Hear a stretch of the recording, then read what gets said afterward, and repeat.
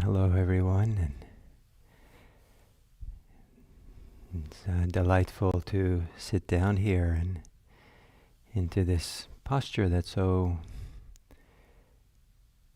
rich for me in connotations, associations, and in what gets evoked. And it's centered in this meditation posture for decades, and it's kind of like a homecoming. And to do it together with community, to do it together with all of you, and adds a certain depth or width and breadth and wonderfulness to this beginning of meditation. So thank you. And so we're working in meditation and mindfulness with attention, our capacity to be aware. And and freedom is a hallmark of Buddhism. One way to understand freedom is that we're setting our awareness free, freeing our attention from the way that our habits of mind take it over and direct it. The habits of mind of wanting or not wanting, pushing or pushing away, or holding on, or being preoccupied with certain thoughts and ideas, concerns, emotions. These habits of mind then propel attention in the direction of the concern, and propel the attention into the world of thoughts or feelings or what's happening. And in a sense, the attention is not free. The attention is being directed. It's being utilized. Some people might say that attention is being hijacked. And so to set attention awareness free is one of the great pleasures, joys of life. And it's almost like we can live a different life then. There's room for something different to occur, to animate us, to motivate us, to connect us to the world. When the awareness has been set free, it's almost like a door has been wide open that was closed, or almost like a light has been turned on where it's been turned, where it's off in the dark. So I want to give a little analogy for this. If a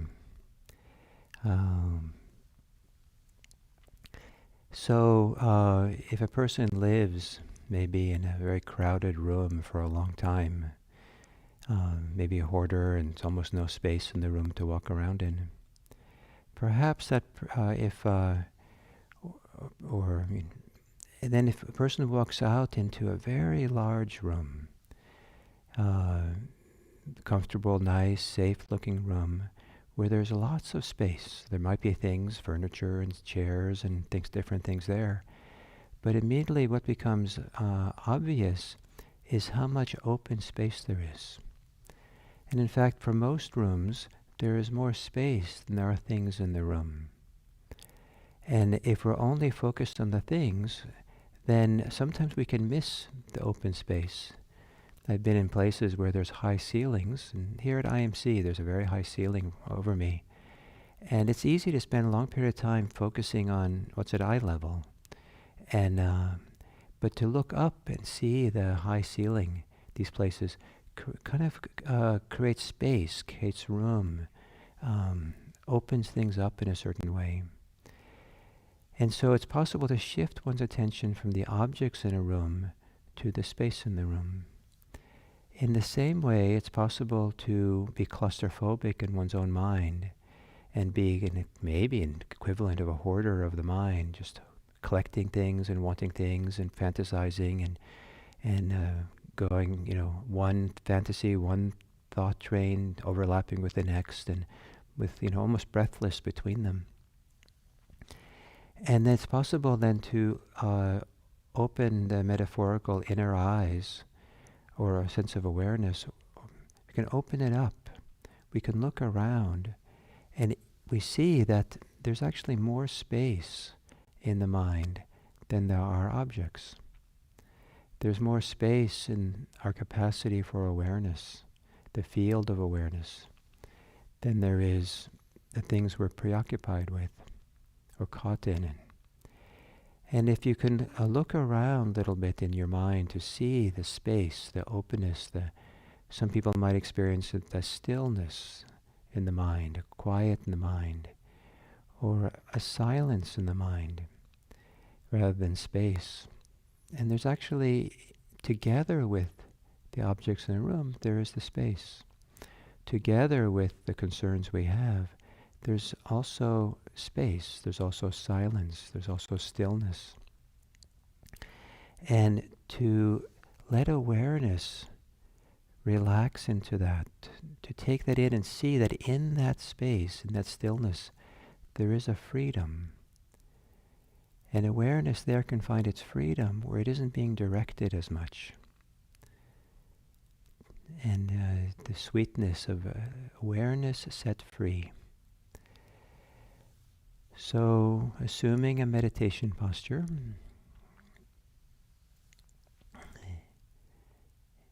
and tenderly closing your eyes, and giving a little bit more attention maybe than usual in sitting with a spine or body that feels attentive. For people sitting upright, it's maybe sitting a little bit more upright. For people lying down, it might be adjusting the shoulder blades a little bit and the upper back so that the shoulder blades maybe come in a little bit and the chest is allowed to be more open.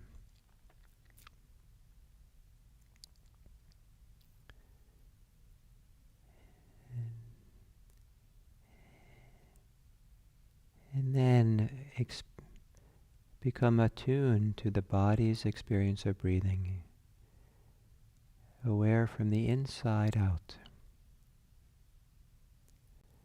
And gently, tenderly, as you exhale, relax your body, soften.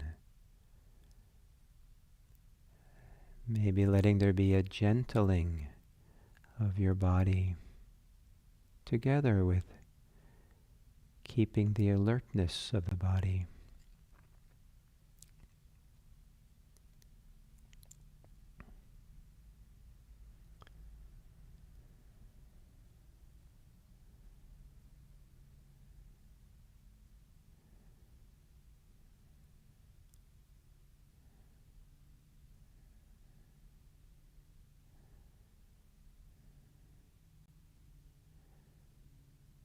And then you can stop relaxing the body.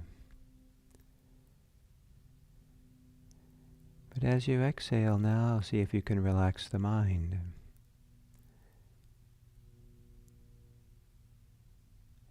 Maybe that means to quiet the mind.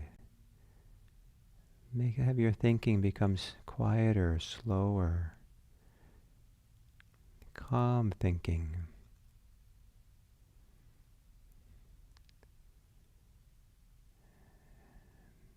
As you exhale, to relax any tension, pressure to think or to fantasize,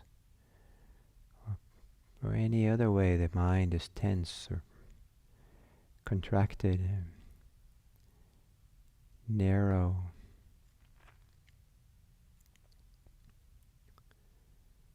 Allowing the mind to become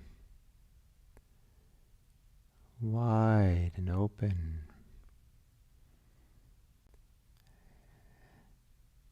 Appreciating whatever stillness there is in the mind.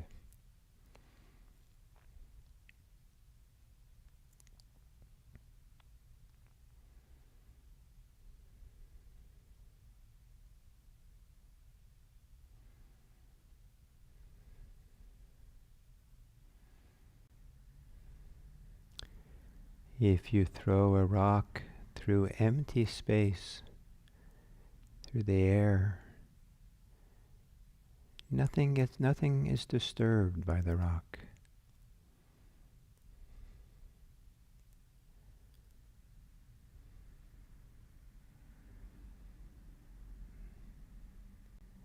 If you play music, the notes travel through the air without disturbing anything.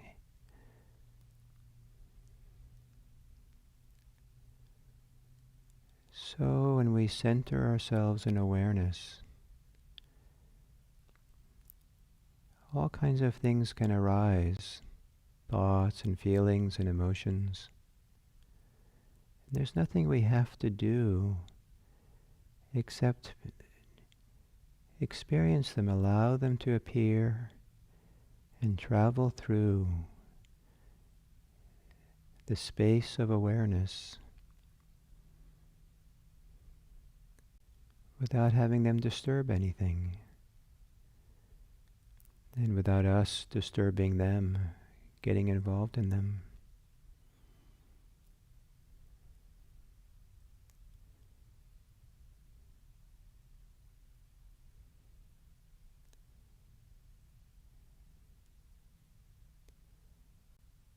Perhaps becoming aware that beyond the edges of your concerns, your sensations, your feelings, there's lots of space, lots of room.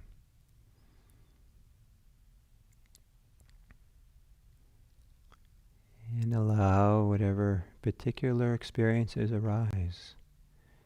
Allow them as if they're floating through all the space of the mind that's here.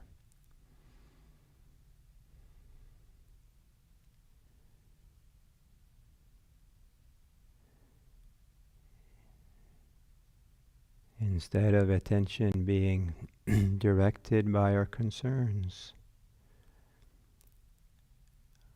are held in a wide open, free awareness, relaxed mindfulness.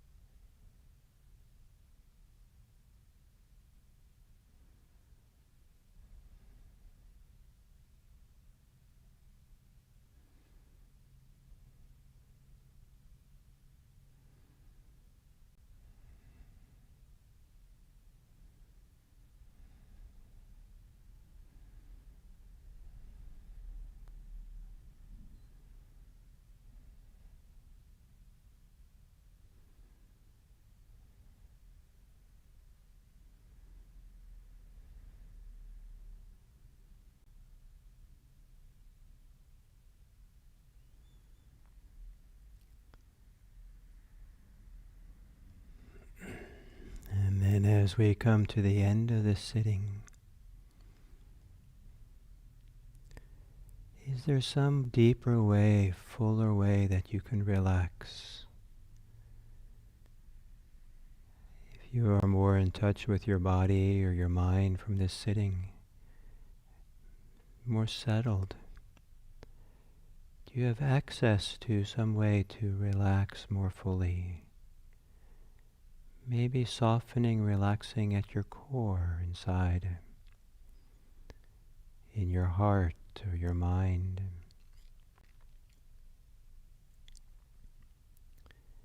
Not to do this ambitiously, but just a little bit more.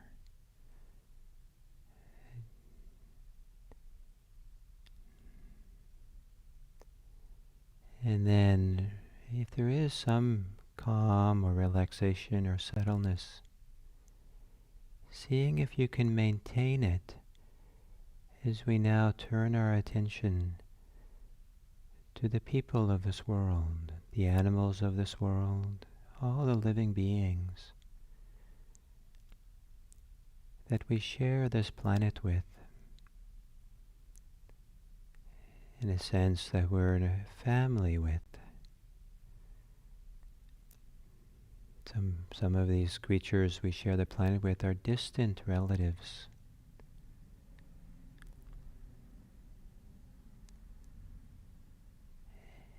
And to, in this relaxed, settled way, to gaze upon others with kind eyes, with a kind regard,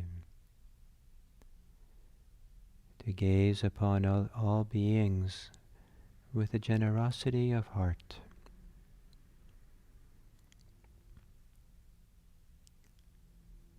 And perhaps after a session of meditation, it is possible to look upon others in a qualitatively different way than if you're preoccupied and caught up in things.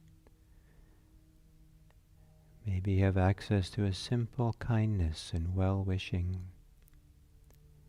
And if so, it's useful, healthy, health-making to give a simple expression to this kind regard, this well-wishing, without ambition or obligation, wishing, maybe even saying to yourself, may all beings be happy. May all beings be safe.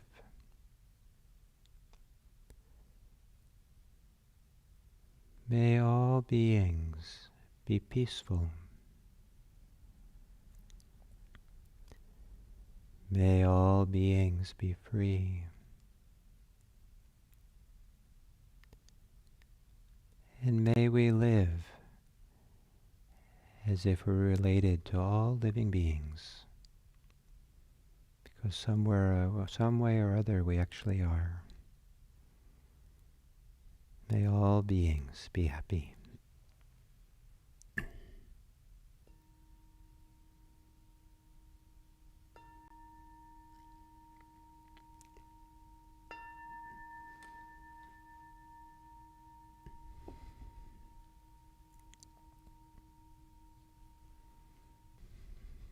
So, before I give my talk today, let's do a couple of announcements. One is that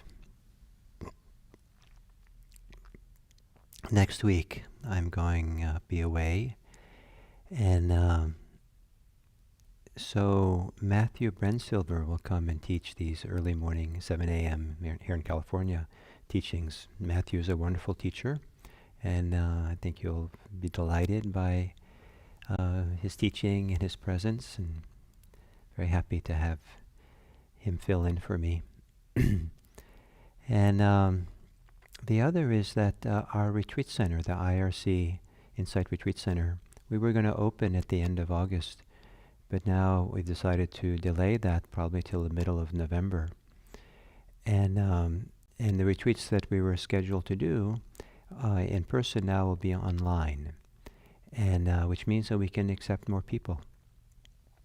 So if some of you are interested in a chance to do an online retreat, and you can go, I think you can go onto IRC's website and see what's available now, or I think it's all been converted now, and to online retreats, and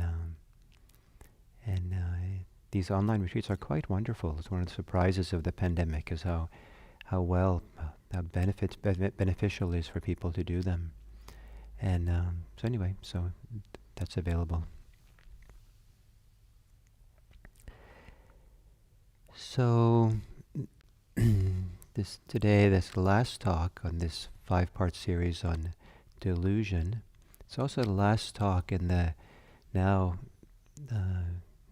3-week series on the 3 roots of unwholesome behavior. The 3, sometimes called the poisons: greed, hatred, and delusion. And so in conclusion, I'd like to kind of paraphrase the Buddha when he said that, he said kind of emphatically or enthusiastically, he said, if it was not possible to bring greed, hatred, and delusion to an end, I would not instruct you to do so. But it is possible to put an end to greed, hatred, and delusion, and so this is my instruction. So maybe for many people it's inconceivable that they can give up these very strong forces in the mind, but this is what Buddhist practice sets out to do.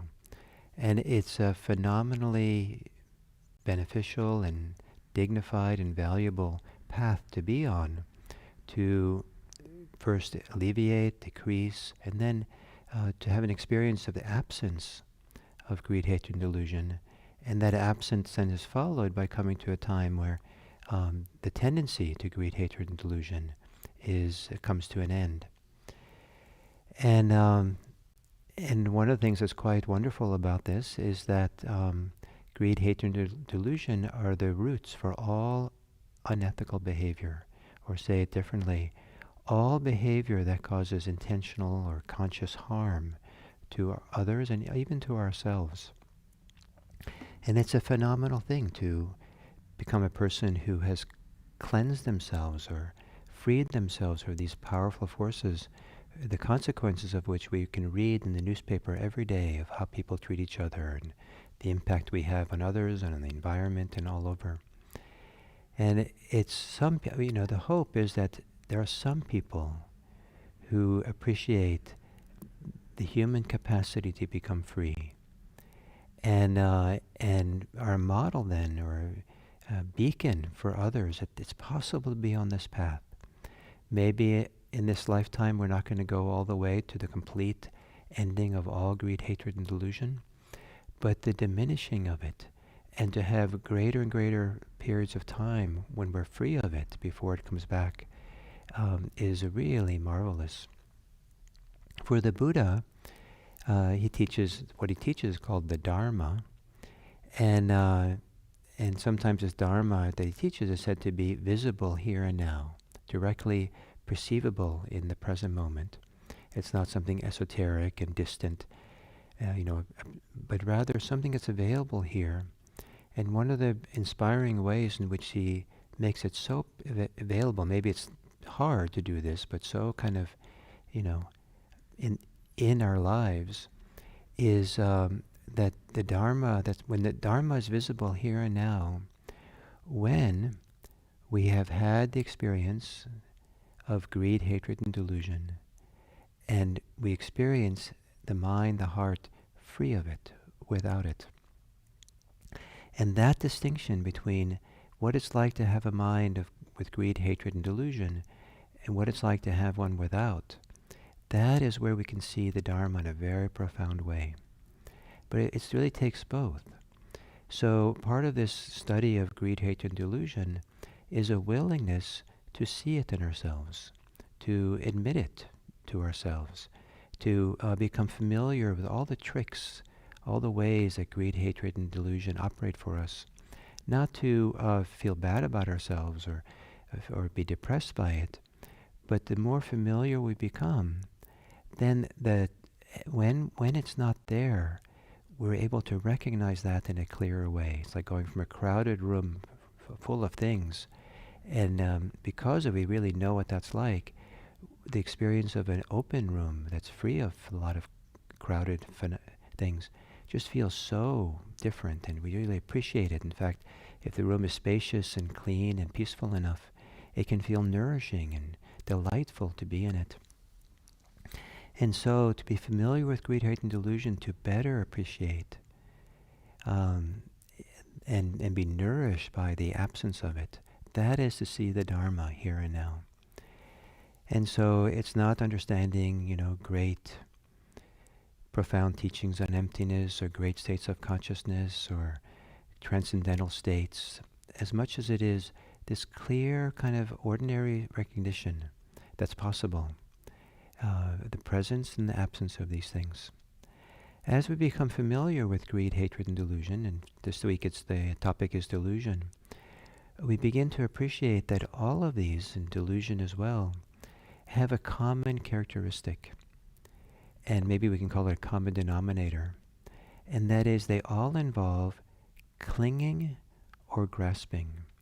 And clinging, some people like to think of it as like plastic cling wrap, that it just sticks to us, and we stick to it, and sometimes you can't get rid of it, or you can't unfold it or something, and it just accompanies us. But grasping is a more powerful, and clinging, maybe some people are synonymous, grasping.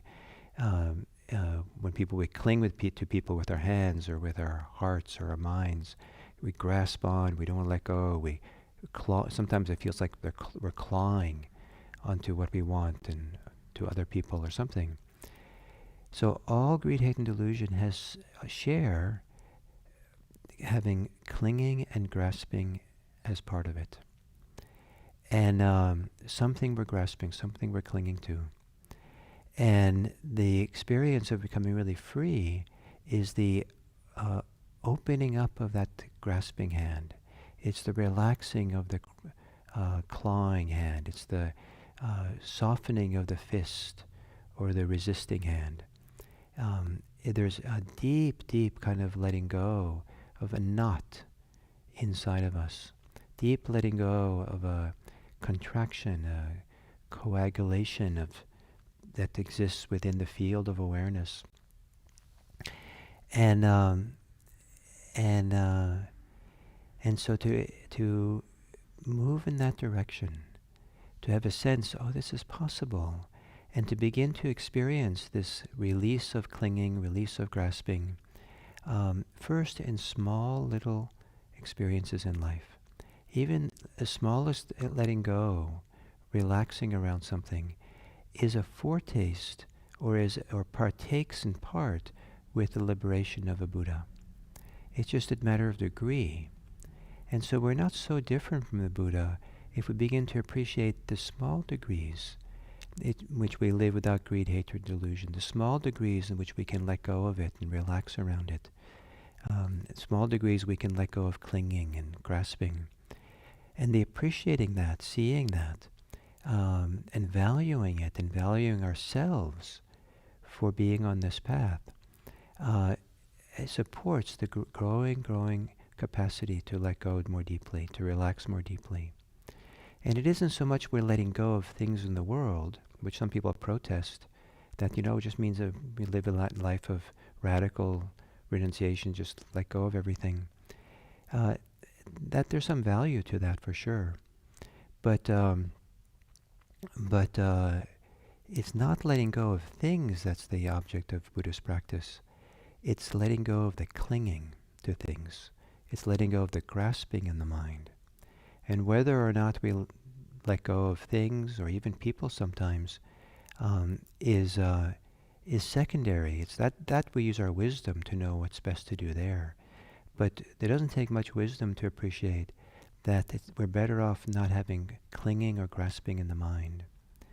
And the people we do cling to, they really appreciate it many times when we can be with them and love them without clinging to them. So if you learn to let go of the clinging, life becomes a whole different game. And importantly, that as we learn not to cling, this absence of this activity of clinging, of grasping, this non-doing of clinging and grasping, that where it lowers the tendency to be caught in delusion, in hatred, and in greed. And we begin seeing how the movement towards delusion, towards greed, towards hatred, comes along with a activity of the mind, activity of the heart, of contraction, of tightness, of clinging, of tension, that is just not good for us. And to really feel and recognize that, because we're really in touch with ourselves, gives us the opportunity to recognize something different, the absence of clinging, and how good that is, and how our view of the world changes if we're seeing the world through the lens of non-clinging rather than seeing it through the lens of clinging. Seeing the world through the lens of non-greed, non-hatred, and non-delusion.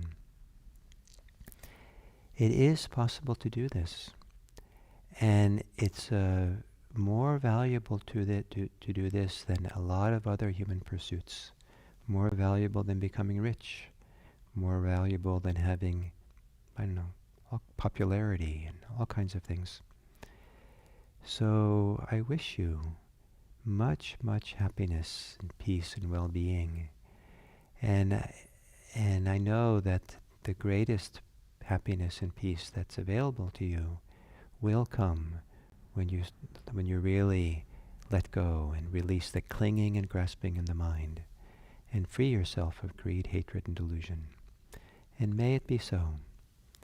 So thank you for this series and being part of this and listening, and I look forward to being back with you in 2 weeks. So thank you.